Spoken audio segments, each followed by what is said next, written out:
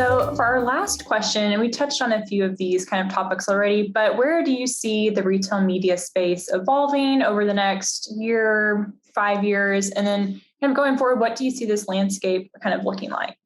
So to your point earlier about personalization, I do think we'll see a little bit more of that. I think it's helpful. I think the way that it's going to come about though is less subtle, the way that, for example, like Facebook or Google does, where they just kind of like slide it in based on other things. It's going to be more like that recommendation engine. It's going to be more like things that you also bought, the ability to favorite items or add them to a list, right? So help kind of curate your own experience. And then in a way, we're going to teach them, like, this is how we want to interact with the assortment that they have online.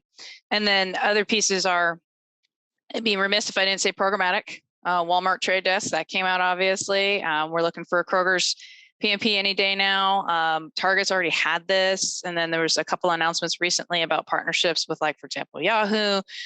How do you not, as a retailer, take your first party data? And here's the other reason why, and I absolutely agree with it, is they're retailers.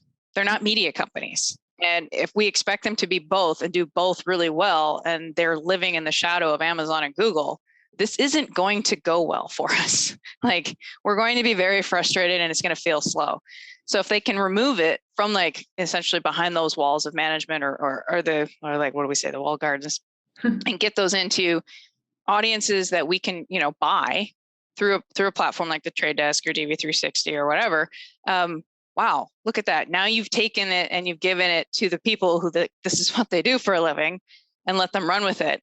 And now we can actually see the strength of the first party data relative to right now, where we're like, yeah, okay, we're all doing a thing right now. So there's that, the personalization piece.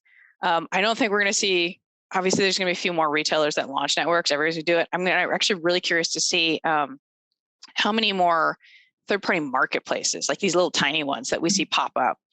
Because if you're on Amazon and you want to kind of split out your catalog and have a few eggs in a few different baskets, depending on what you sell, specialty retailer third-party marketplaces could really be good for you. They won't know the volume, Amazon. I find no one's going to show up tomorrow with another Amazon. Come on.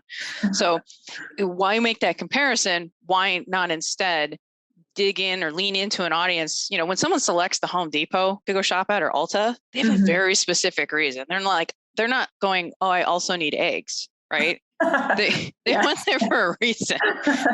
So why not lean into and take advantage of those capabilities? So you just got to look at each of those retailers and say, all right, are my people there?